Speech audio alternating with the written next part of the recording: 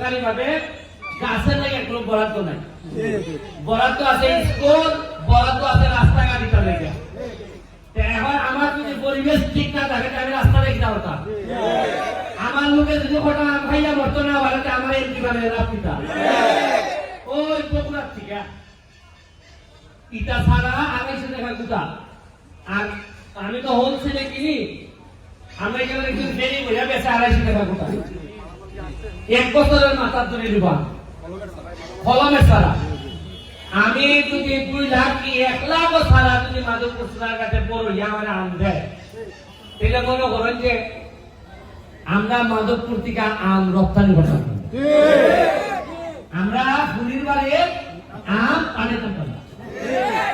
আর আমি বুঝলাম একটা কথা নির্বাচনের আগে যে এমন ভাবে ফলমূলের ব্যবস্থা করবো আকাশে ভাগ্য উঠবো। একটা পঞ্চায়েত নিচে আম থাকলে উঠে ভাগ্যাই তো না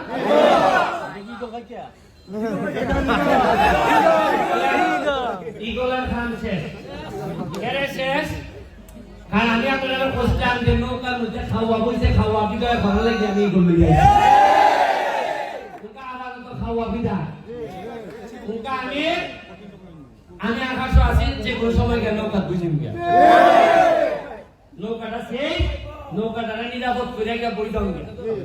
তবে আমার একটা বিশ্বাস, আমার খাম হইল গিয়া যে জায়গা তৈল 2 নম্বর লোক বই দিচ্ছে এখান দিয়ে বিদায় হওয়া। এটা নৌকা তো অন্য জায়গা তো আমার খাম হইল গিয়া বঙ্গবন্ধু সোনার নৌকা, বঙ্গবন্ধু সোনার বাংলা বানাইলেন গিয়া 7 লোক দরকার। আর মাধবপুর সোনার ঘাট থেকে আমরা এটা যাত্রা শুরু করবো।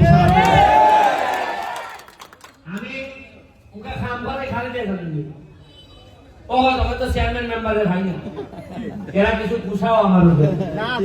আমি বলছি ভাই তুমি যে দলের লোক আমার দেখার বিষয় না, আমার দেখার বিষয় তুমি টেহা মারে বলবি না। আপনারা কি জানেন যে আগামী গতকালকে আজকে আগামীকালকে 3 দিন আর ঈদের পরের 2 দিন 5 দিনে 1 কোটি টাকা খালি ছোট ছোট রাস্তার ইটের কাজ চলতেছে। কতকান 1 লাখ টাকা 100 লাখ টাকা কাজ চলতেছে।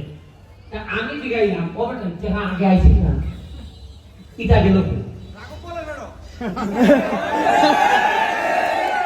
এরপরে আপনারা দুঃখের কথা কিনা হইতাম আমি যে হিসাব দিলাই কত টাকা আয় এটার লেগে আমার টাকাও দিছা সংসদও আমার লেগে দিছা। এরা বেলা সরম হয় বেলা কি হতো আমি বললাম এটা তো আবার টাকা দিই এটা আপনার টাকা তোমার টাকা তোমার দিতাম তো শোনা বন্ধুরা তো হস্ত করে দেয় মালিকটা